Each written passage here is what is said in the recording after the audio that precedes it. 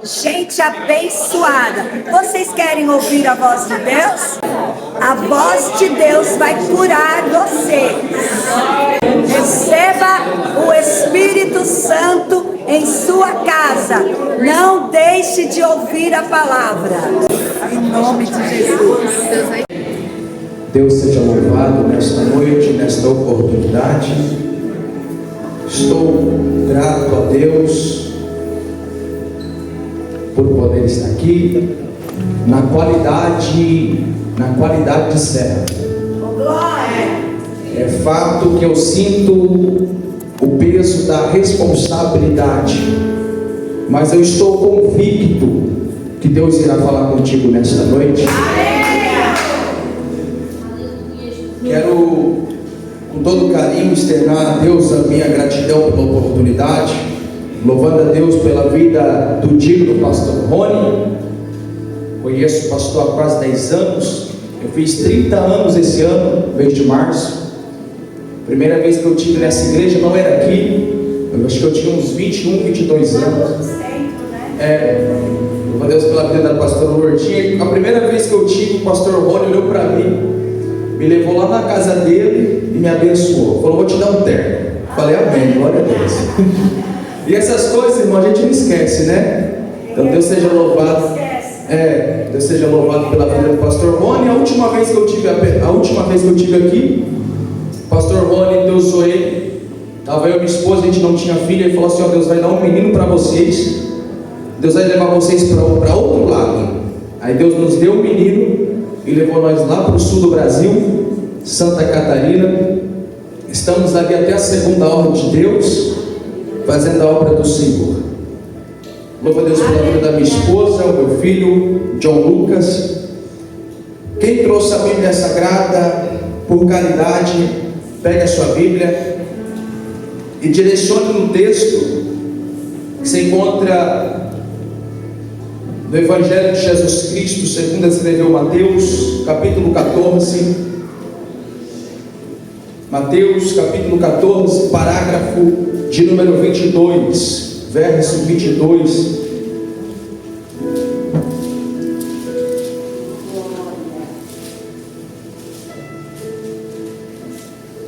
Quem achou? Diga amém. Então vamos ler para não perdermos tempo.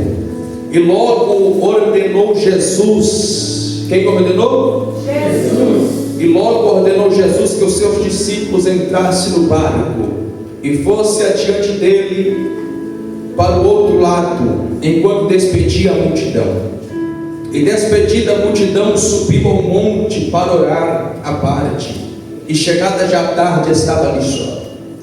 E o barco estava já no meio do mar, açoitado pelas ondas, porque o vento era contrário. Mas à quarta vigília da noite, dirigiu-se Jesus para eles, andando por cima do mar. E os discípulos, vendo andando sobre o mar, assustaram, dizendo: é um fantasma, e gritaram com medo. Jesus, porém, lhes falou logo, dizendo: tende bom ânimo, sou eu, não temas. E respondeu-lhe Pedro, ele disse: Senhor, se és tu, manda-me ter contigo por cima das águas. E ele disse: vem. E Pedro, descendo do barco, andou sobre as águas para ir ter com Jesus. Mas sentindo o vento forte, teve medo, e começando a ir para o fundo, clamou, dizendo: Senhor, salva-me. E logo Jesus, estendendo a mão, segurou e disse-lhe: homem de pouca fé, por que duvidaste?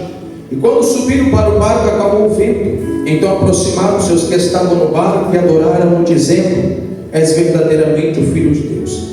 E tendo passado para o outro lado, chegaram à terra de Genezaré. Repita comigo: chegaram à terra de Genezaré. Queridos, eu quero pregar nesta noite no subordinado tema: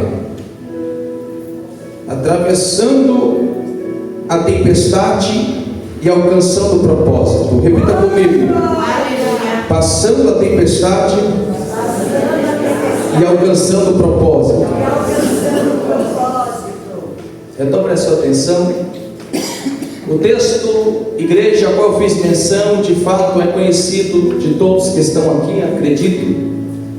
E a Bíblia narra que, estando Jesus com seus discípulos e acompanhado de uma grande multidão, Jesus alimenta a multidão. No texto anterior, que fala sobre a multiplicação de pães e peixe. E quando Jesus ele faz a multiplicação dos pães e peixe, João vai registrar no capítulo 6 do livro, segundo escreveu João, que os homens daquele tempo, daquela época, vai tomar a seguinte decisão, dizendo: vamos tomar ele à força e vamos fazer dele rei, porque eles ficaram impactados com a multiplicação de pães e peixe. Então a ideia era pegar Jesus à força e aclamar, fazer de Jesus rei, não entendendo que na primeira vinda de Jesus, Jesus falou assim: o meu reino não é deste mundo. Jesus não veio trazer em primeira instância uma libertação física. Jesus não veio tirar o jugo de Roma de cima da nação de Judá. Jesus veio trazer uma libertação espiritual. Aleluia. Foi isso que todos eles estão entendendo. Agora, eles dizendo assim: vamos tomar ele à força, vamos fazer dele rei. Jesus vê o perigo que os discípulos deles estão correndo, porque os discípulos não podem compactuar com a vontade do povo. Os discípulos não podem compactuar com a massa, com a multidão. Nós temos que nadar contra o sistema, na contramão do sistema. Aí Jesus olha para os discípulos e Jesus tem que tirar os discípulos do meio do povo, do meio da multidão. E Jesus fala assim, ó, o texto não diz que Jesus está pedindo. A tradução, todas elas, umas vai dizer que Jesus compeliu, ordenou, mandou entrar no barco e atravessar para o outro lado. Jesus não está pedindo, Jesus está dando uma ordem. E é fato que quem pode manda e quem tem juízo obedece. E quando nós somos servos, discípulos, nós temos que se submeter à vontade daquele que é maior. Eu aprendi, igreja, que tem hora que a vontade de Deus me confronta. Tem hora que a vontade de Deus não é a minha vontade. Lembra de Jonas? A vontade de Deus não era a vontade de Jonas. Tem hora que eu tenho que deixar a minha vontade de lado para fazer a vontade de Deus. E Jesus diz assim: entra no barco, atravessa para o outro lado.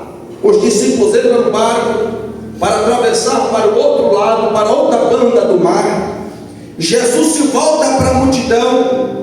Jesus já tinha curado os enfermos, Jesus já tinha pregado, Jesus já tinha alimentado a multidão. Eu vejo até o trabalho social no ministério de Jesus, porque Jesus ele tinha um ministério completo, e Jesus ele sempre foi perito em alcançar todas as nossas necessidades. Aleluia! Eu não sei o que você precisa aqui, mas Jesus ele conhece as suas necessidades. Jesus conhece os detalhes. Aleluia. Jesus despede a multidão, cada um para sua casa.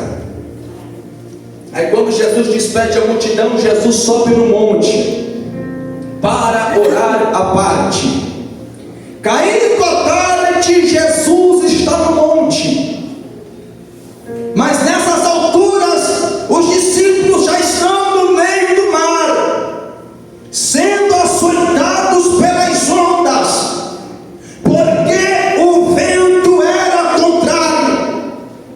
Mas está escrito que na quarta vigília da madrugada, por volta das 4 às 6 da manhã, Jesus vai de encontro com os discípulos. Aleluia.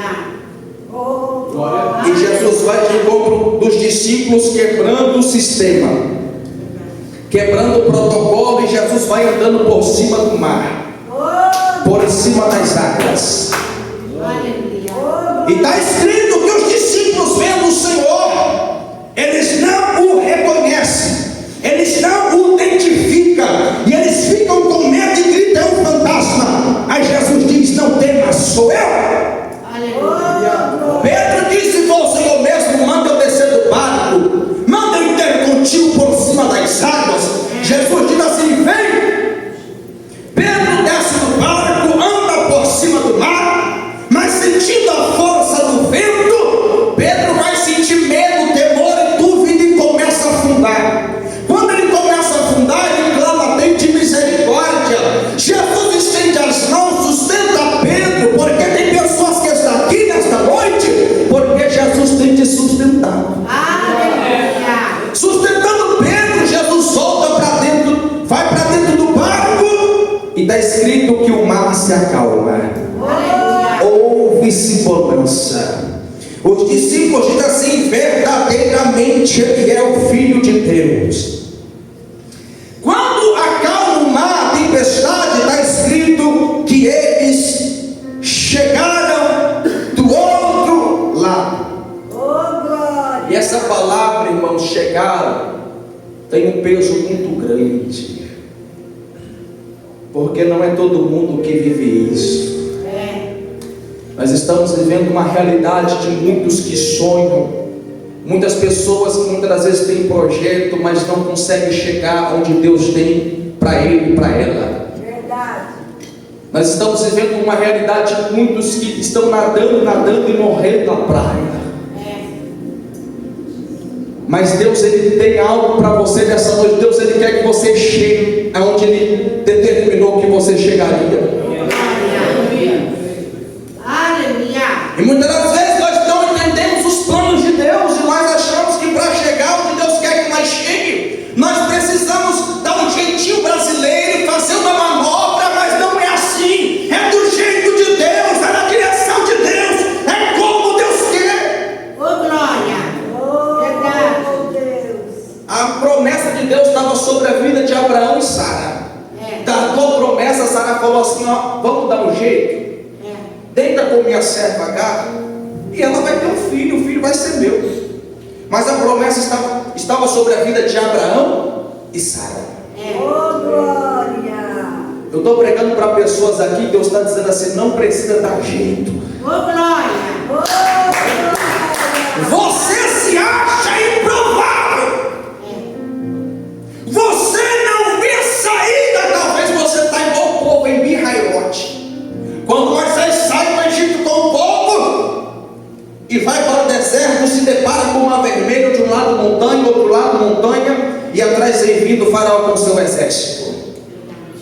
Na frente o mar vermelho, beco sem saída. Aí Moisés diz assim: porque o povo está murmurando, estava melhor no Egito. No Egito tinha pepino, no Egito tinha cebola, você trouxe nós aqui para nós morrermos. Aí Moisés clama a Deus, e Deus fala assim: diga ao povo que marche. Não tem saída, beco sem saída, mas Deus está dizendo: é ordem para marchar. Deus não te chamou para andar segundo a lógica do homem. Deus não te chamou para marchar segundo a lógica do homem, porque a segunda lógica humana não tem saída, mas Deus está dizendo: marcha, marcha, marcha, marcha, marcha, marcha, marcha. É minha. Eu estou sentindo, irmão, sou pentecostal. Quando eu olhei para a placa ali, ó, eu li a Assembleia de Deus, eu falei: eu vou dar lugar. Nós somos a Assembleia de Deus. Nós somos pentecostal aqui nessa noite. Oh, glória. Quando o cantor me dá para cristão, está circulando ali, irmão. Eu gosto disso. Só para encerrar. Não comecei, já vou encerrar. A Bíblia diz que Deus olha para Moisés e diga ao povo que marcha. Aí Moisés, com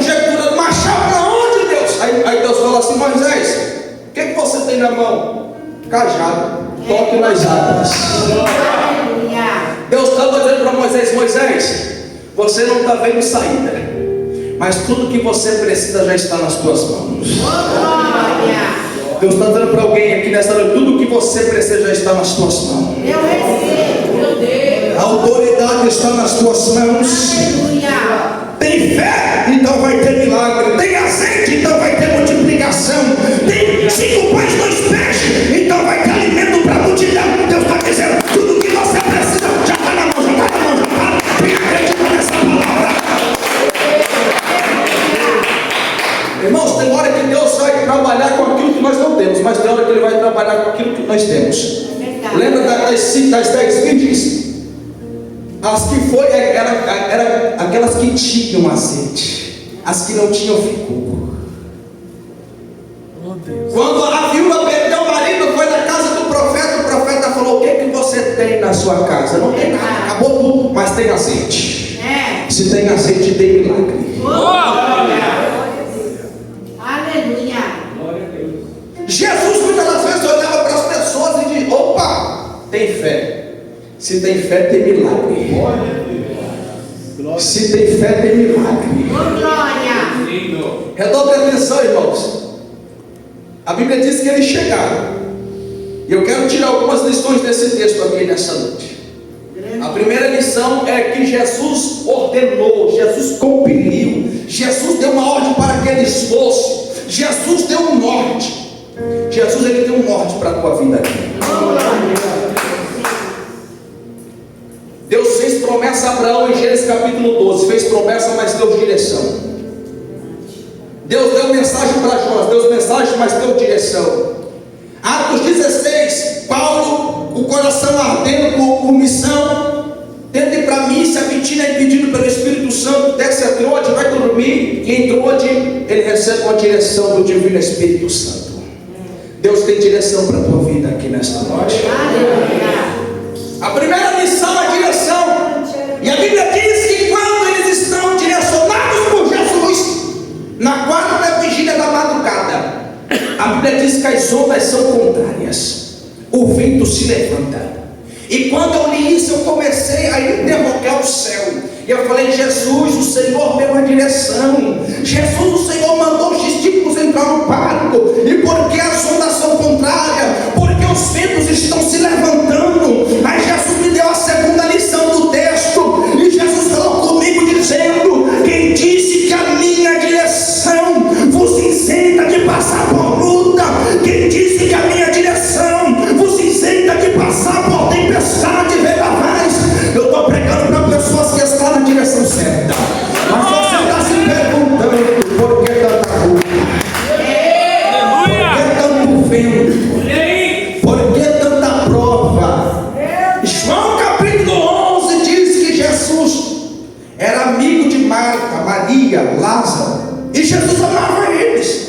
Mas Lázaro adoeceu de uma enfermidade mortal. Mas Jesus amava Lázaro.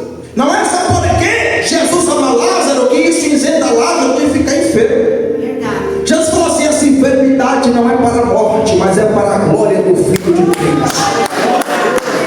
Ei, você que está sendo provada, você que está sendo provado, não desista.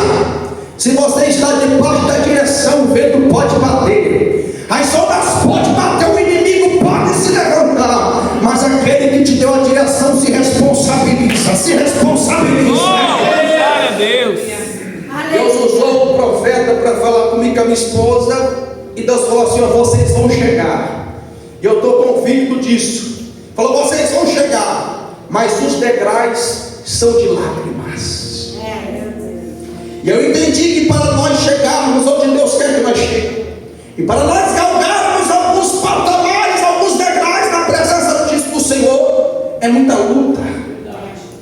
Tem levante, tem provação, mas nós passamos pela luta, mas passamos com Ele. Passamos pela prova, mas passamos com Ele. Eu vim lá no estado de Santa Catarina pregar para alguém e dizer que Ele está no controle da tua vida. Dizer que Ele está no controle da tua prova. Dizer que Ele está no controle da tua família. Primeira lição, direção. Segunda lição, a prova não nos isenta.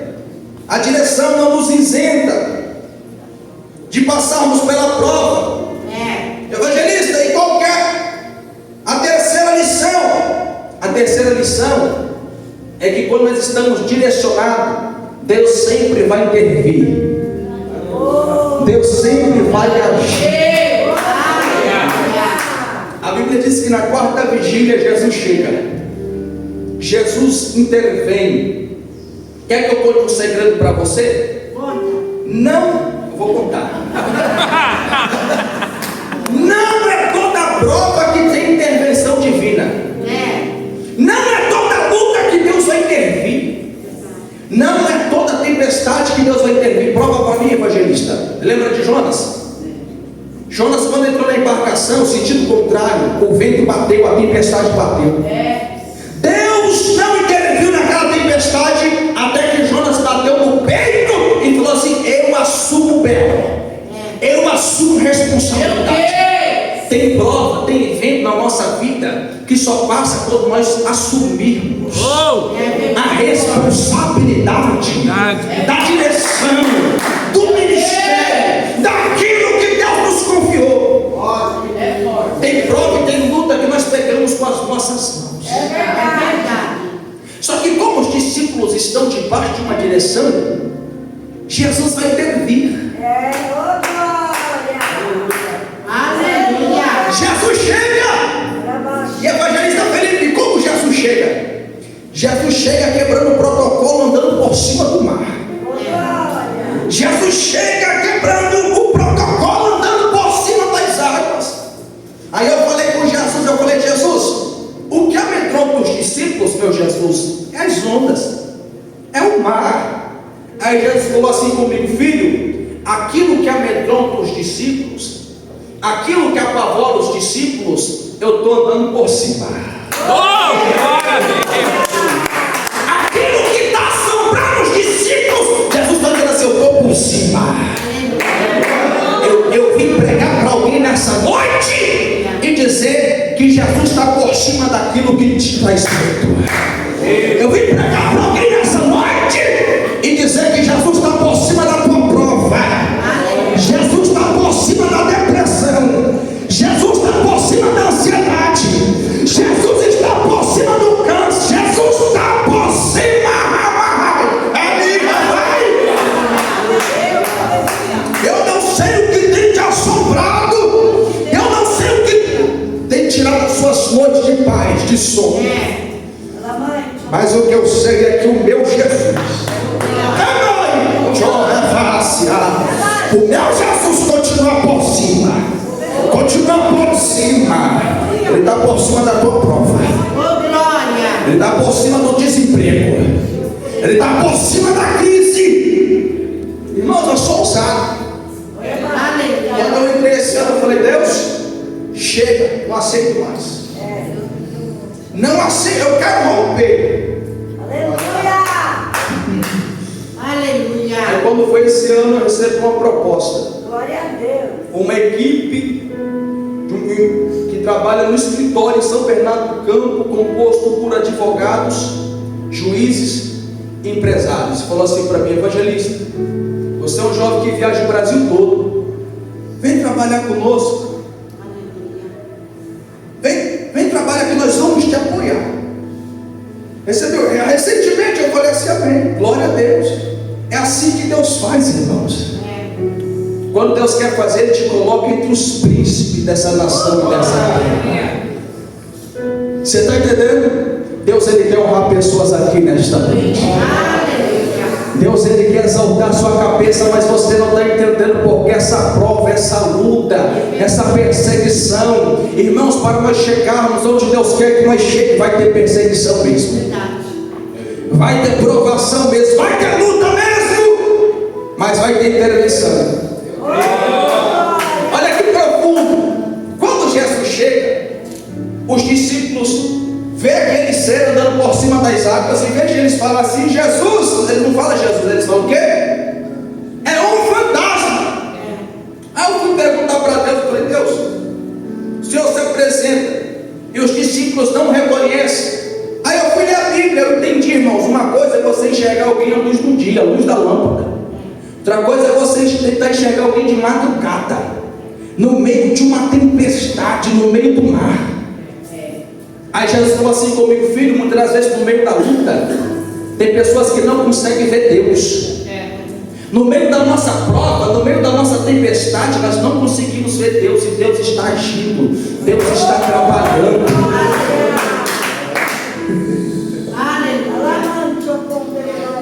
A Bíblia não fala em fantasma em lugar nenhum, sem ser aqui. A Bíblia fala de principado, potestades, legiões de demônios, mas fantasma é aqui.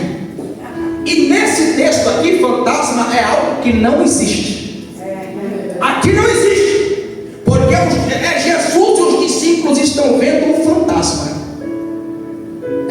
Os discípulos estão enxergando algo que não existe naquele momento. Porque é Jesus e eles estão enxergando um fantasma. Aí sabe o que Jesus falou para mim? Eu vou fazer uma comparação. Quando eu morava em São Paulo, minha irmã mais nova morava comigo, minha irmã do meio. E uma noite ela saiu e foi para uma festa e não voltou. No outro dia, foi dormir na casa da amiga, e eu acordei ali no quarto, não vi ela. Eu já comecei a ficar desesperado, já comecei a falar: meu Deus, o Uber sequestrou minha irmã, vou ligar para a polícia. Já comecei a enxergar os fantasmas da vida. E Jesus falou assim comigo, que muitas das vezes no meio da nossa prova, no meio da nossa luta, irmãos, é difícil nós enxergar Jesus. No meio da nossa prova, a tendência do homem e da mulher é enxergar o problema, os fantasmas. Você viu alguém que acabou de perder o emprego, está desempregado? Você acha que essa pessoa vai conseguir enxergar Jesus? É difícil. Essa pessoa vai olhar para o boleto, vai olhar para a crise, vai olhar para o aluguel. Alguém que foi diagnosticado com uma enfermidade, você acha que ele vai olhar para Jesus? Às vezes essas pessoas já vão lá fazer o hotel plano funerário. É verdade. Né? Porque ele já começa a enxergar os fantasmas da vida. É verdade. Mas quando os discípulos enxergam o problema, Jesus fala assim: não é problema não, sou eu.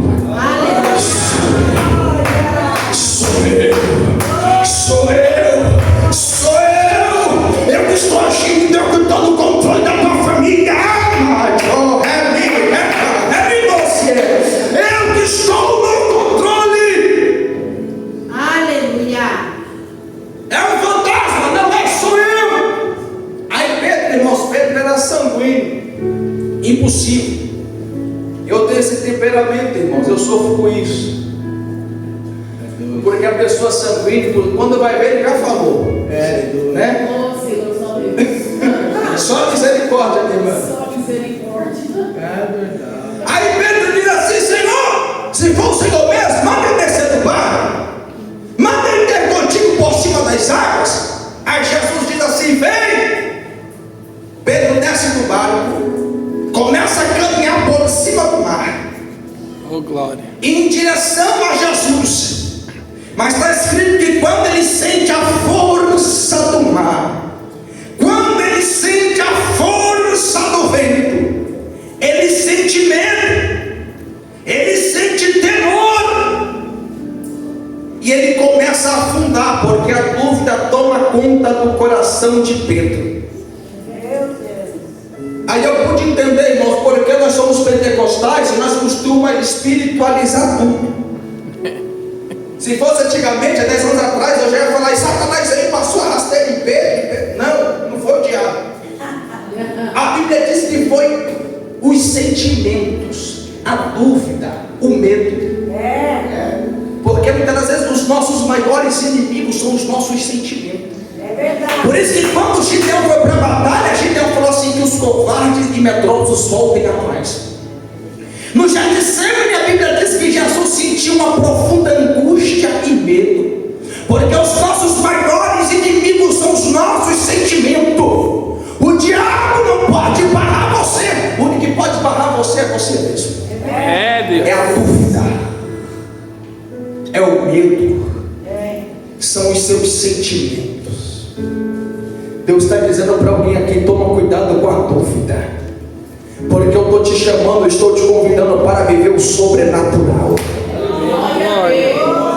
Eu creio em nome de Jesus. Pedro afunda, Jesus segura Pedro pelas mãos, e está escrito que eles voltam para o barco. E quando eles voltam para o barco, Jesus acalma a tempestade. E eu pude entender que a tempestade, o vento, não barrava os discípulos de cumprir a vontade deles. As ondas não barravam os discípulos de cumprir o querer deles mesmos.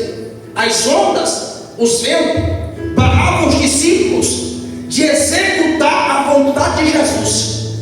Porque atravessar para o outro lado não é vontade dos discípulos. Atravessar para o outro lado é a ordenança de Jesus. Então aquele vento, aquelas ondas está barrando os discípulos de executar a vontade do Mestre. E Jesus chega, acalma a tempestade, e os discípulos conseguem executar a vontade de Jesus, que era chegar do outro lado. Eu quero pregar para alguém aqui, eu já vou encerrar e quero perguntar para você: qual que é o vento? Qual que é a tempestade? Eu não falo um vento, a tempestade que está barrando você de executar a tua vontade. Eu quero perguntar qual que é o vento, qual que é a luta que está barrando você de executar a vontade de Jesus para a sua vida. O que tem barrado o seu ministério? O que tem barrado você de fazer a vontade do Senhor? Jesus está dizendo assim: você conseguiu chegar até aqui.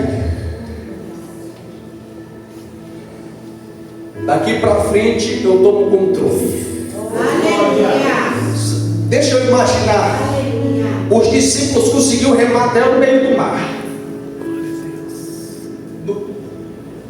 Do meio do mar para frente já estavam esgotados. Não tinha mais força para continuar. Aí Jesus chega, assume o controle, acalma a tempestade. Meus pastores, eu entendi que tem lugares que nós só vamos conseguir chegar com uma intervenção divina. Glória a Deus.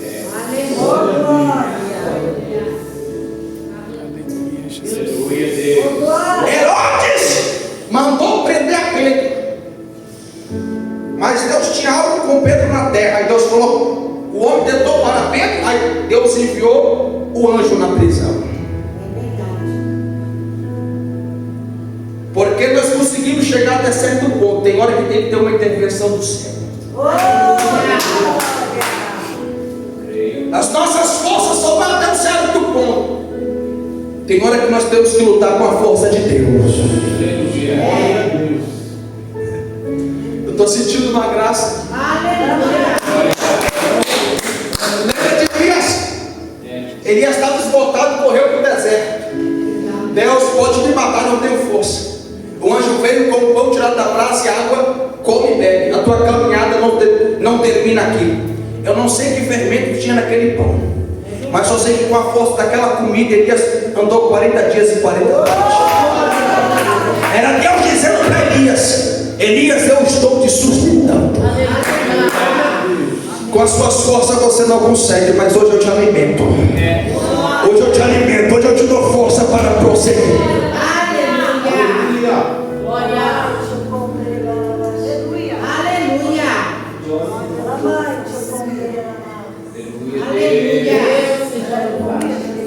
Deus está dizendo para alguém aqui: eu estou te sustentando. Eu estou te dando graça para prosseguir. Olhe para mim. Eu sou um improvável. Sabe o que é o improvável? Porque Jesus escolhe as pessoas improváveis. O homem olha e diz assim: não tem jeito. Jesus fala assim: tem jeito. Eu lembro-me que quando, antes de minha mãe está grávida de mim, Deus usa um profeta. Esse profeta foi o meu mentor. Deus recolheu ele ano passado. Ele olhou para minha mãe e falou assim: você está grávida de um varão, e ele vai vir com o dom de Deus. Depois de um tempo, minha mãe engravidou sem saber o sexo da criança. Ela teve um sonho levantando o menino para o céu e dizendo assim: Deus, obrigado pelo Felipe. Deus deu meu nome para minha mãe. Minha mãe grávida de 8 meses, o meu tio bêbado empurrou ela da escada, minha mãe cai sentada, começa a sangrar, tem um aborto. O médico falou: vamos ter que tirar a criança. Minha mãe não aceita. Começa a orar, depois de 3 dias Deus me ressuscita na barriga da minha mãe. Quando eu nasci, uma senhora que orava, enquanto ela viveu, ela orava 3 vezes por dia. A senhora Bernadette me pega no colo, e aquela mulher começa a tremer, me passa para minha mãe e fala assim: eu não consigo segurar a criança porque ele está cheio do poder de Deus. Eu lembro que eu cresci sendo uma criança diferente, com 6 anos de idade, dentro de uma igreja como essa. O pregador naquela noite pregou. Depois que ele pregou, você conhece aquele hino que diz assim: até as crianças choram diante do Deus verdadeiro. Não vou cantar aqui não, porque é só graça. Eu lembro que a irmã cantando, irmãos, eu vi anjo dentro da igreja de um lado para o outro, um anjo na minha frente. Eu vi quando ele batia no meu peito. Eu fui batizado no Espírito Santo com 6 anos de idade. Mas você sabe por que Naamã não quis mergulhar no Jordão? Porque Naamã falou assim: ó, os rios de Damasco, Abana, Farpá são melhor do que todas as águas de Israel. Jordão é um rio sujo. Jordão não é atrativo para você nadar. A igreja não é atrativa para os jovens, mas é de lá que vem a cura, é de lá que vem o milagre. A igreja não era atrativa para mim, mas eu tinha uma chamada de Deus. E eu falava assim: ó, esse negócio de ser crente não é para mim não. Você já viu uma criança profetizar? Uma criança de 5 anos de idade, eu era adolescente, uma criança de 5 anos se levanta, sai do colo da mãe e vem marchando na minha direção, aponta o dedo no meu nariz e fala assim: monstro, há de você sair da minha presença. Se sair da minha presença antes dos 17 anos eu te recolho. Meu Deus. Pensa no menino que ficou crente, com medo de morrer. Primeiro a chegar até lá, só que passou um tempo eu esqueci da profecia. Comecei a andar com amizades erradas. Eu lembro que um dia nós fomos para uma festa, bebemos, e a bebida leva você a fazer tudo que não presta. Quando eu bebi, eu lembro que eu entrei numa boca de fumo, criei coragem, 2 rapazes sentados, eu entrei, tomei a pochete cheia de droga. Os meninos falaram: não vamos fazer nada, ou ele arruma uma coisa ou ele está arrumado. Eu lembro que naquela madrugada nós cheiramos tanta cocaína que quando começou a clarear o dia eu tive 4 overdoses. Minha língua rolou e entrou dentro da minha garganta. Eu vi que eu ia morrer ali. Eu lembro que antes daquele cenário passou, eu estava jogado no chão, passou um moço com a Bíblia grande, que da vigília apontou dele e falou assim: jovem, o que você está fazendo aí, jovem? Aí não é o seu lugar. Eu olhei para aquela moça, eu comecei a chorar e eu falei: moça, aqui não é o meu lugar. Mas o diabo armou essa cilada para me matar. Eu estou resumindo aqui, irmãos. Tive umas 4 ou 5 overdoses e eu vi que meu corpo não ia aguentar. Eu era mais franzino do que eu sou hoje. Quando eu vi que eu ia morrer, eu fechei o meu olho e eu fiz a seguinte oração. Eu falei assim: Deus do meu Pai, ó Deus do meu Pai, eu sei que eu vou morrer aqui, mas Deus do meu Pai, salva pelo menos a minha alma. Quando eu fiz essa oração, ficou tudo branco, clareou tudo. Apareceu 2 seres de branco para mim. Eu não via se eles tinham boca, eu não conseguia enxergar a boca, nem o olho, nem o ouvido. Eu via 2 seres e eu vi que uma voz saía de trás deles, e essa voz dizia assim: vamos dar para ele mais uma oportunidade. Nessa noite eu vim pregar sobre o Deus do meu Pai. Naquela madrugada, irmãos, eu fiz uma aliança com Deus do meu Pai. Eu falei assim: enquanto eu viver, eu vou me gastar na obra do Senhor. Já fui por muitos lugares desse Brasil. O Senhor me levou 3 vezes para fora do Brasil para fazer missão. Uma dessas vezes eu estive no país da Argentina. E eu quero dizer para você aqui, moça, moço, Deus tem uma obra na tua vida. Deus não quer te perder para o diabo. Deus marcou essa noite para falar contigo, porque no meio dessa prova, no meio desse deserto, dessa tempestade que você está passando, você tem se lembrado de tudo, mas você não tem se lembrado de Deus. E Deus está dizendo assim, ó, mãe não dá jeito, pai não dá jeito, amigo não dá jeito, mas eu posso dar um jeito. Eu posso dar um basta. Deixa eu guiar os seus pés. Deixa eu ser o seu amigo. Deixa eu tomar o controle. Aleluia. Chega de sofrer, chega de quebrar a cara. Chega de quebrar princípio.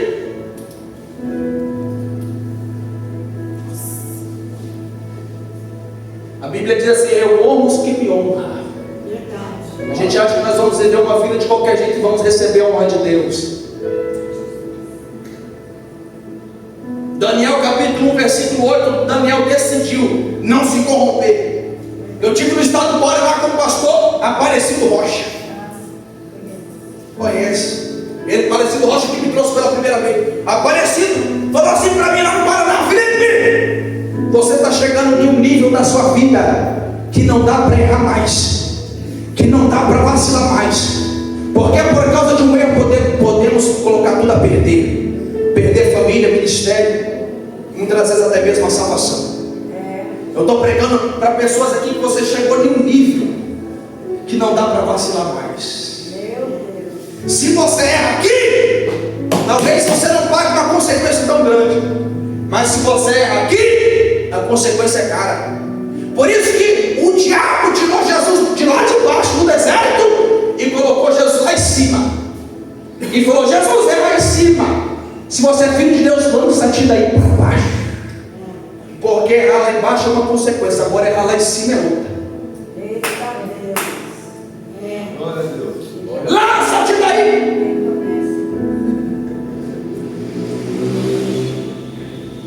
Eu estou pregando para pessoas aqui. Deus está dizendo assim: não dá para errar mais, porque o que eu tenho para vocês está logo ali na frente. Oh, glória. E a Bíblia diz que eles chegaram do outro lado. Quem pode aplaudir Jesus por essa palavra?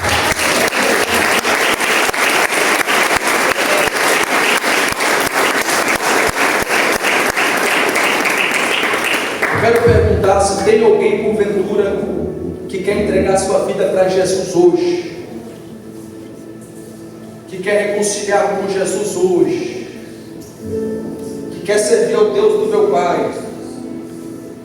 Se Deus é poderoso, se Deus é grande. Eu sou jovem, irmãos. Uma mulher chegou em mim e falou: você está perdendo, há um tempo atrás, está perdendo seu tempo na igreja, vai curtir sua vida. A vida é passageira, irmãos.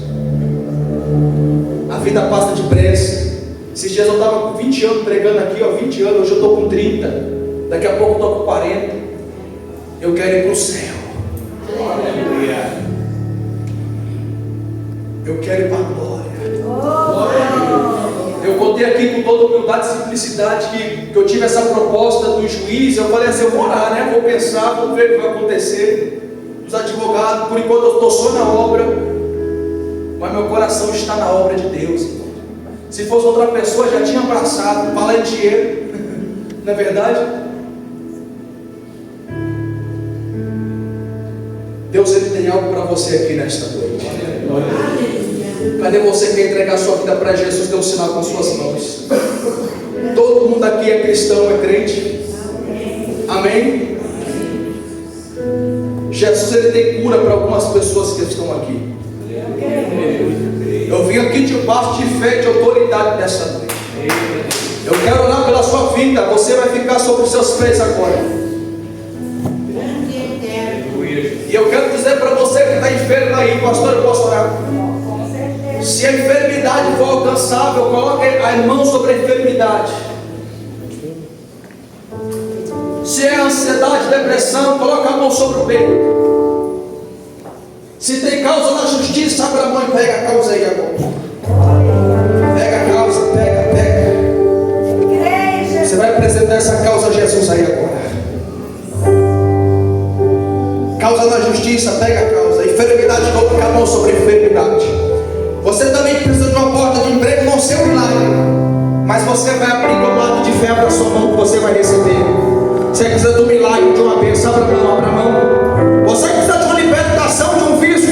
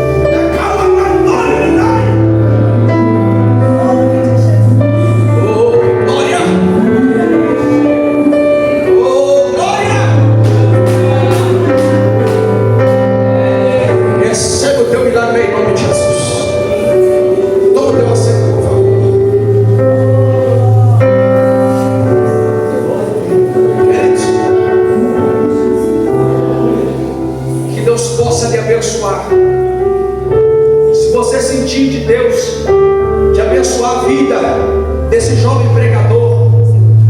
Temos feito a obra pelo Brasil afora. Se você se sentir de Deus, você pode fazer um pix de 10 mil reais. Brincadeira, irmão. Ô, glória. Se você sentir de Deus, eu tenho meu material. Meu material, eu vendo Bíblia, vendo livro. Hoje eu não trouxe Bíblia nem livro. Trouxe uns potes de bolacha, de nata com goiabada, nata pura. É apenas 25 reais o pote de quase meio quilo de bolacha. Tem uma maquininha. Então passe no final, semeia na minha vida. Outra coisa, como nós estamos entrando nesse outro projeto, se você tiver uma causa, chega que eu vou passar também para o pessoal ali. Deus vai te abençoar, amém? Pastor?